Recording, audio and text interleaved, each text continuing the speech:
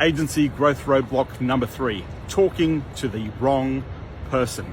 So what I'm talking about here is you're not actually talking to a decision maker. You might be talking to somebody about how you deliver a service, and they've actually got to go to somebody else to make a decision on whether or not they hire you. Oftentimes you might be dealing with a marketing manager or an internal person, an office manager, somebody who's been given the task to go and source your services, and then they have to pretty much share what you do with a decision maker when it comes to deciding to pay you or to invest in the services you provide.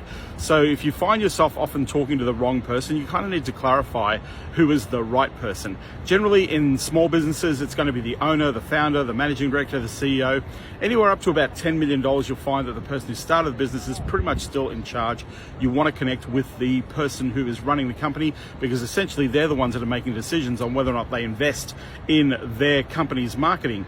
So you don't want to be in a situation where you're talking to the wrong person. And oftentimes what happens is people are exploring ideas, but they're actually not committed, or they're not interested in what you're doing right now. It's something that they're trying to generate as a resource or information for a future time. This is also a time suck, or a waste of time of you explaining what you do, and in the hope that you might generate a client. So oftentimes, if you're in a situation, you want to clarify that the person you're speaking to is the person that's actually going to sign off and pay or invest in your services. If they have to defer to somebody else, then I highly recommend that you actually encourage them to bring the decision maker into your meeting, so that you give them the opportunity to be able to ask you questions that are relevant to be able to help them make sure they're making the right decision in investing your program. So that question of, are you talking to the right person? Oftentimes you could be wasting a lot of time with people who aren't able to make decisions, can't sign off financially, and more importantly, have to go to defer to somebody else to be able to move forward. Now, if you're in a situation where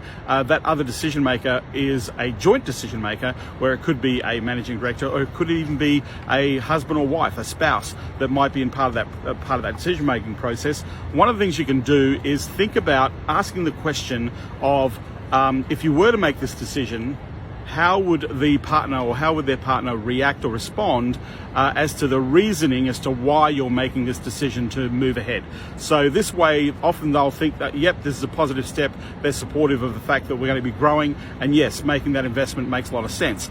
The other way to do this is you can close the deal and then say, hey, why don't you have a discussion, let's get this thing up and running, and if they decide not to go ahead, then we can actually return the money and you have no problem. But the idea is to get a commitment from the decision maker in your sales process. So remember, are you talking to the right person? Are you actually making sure you maximize your opportunity to actually close a deal with the decision maker?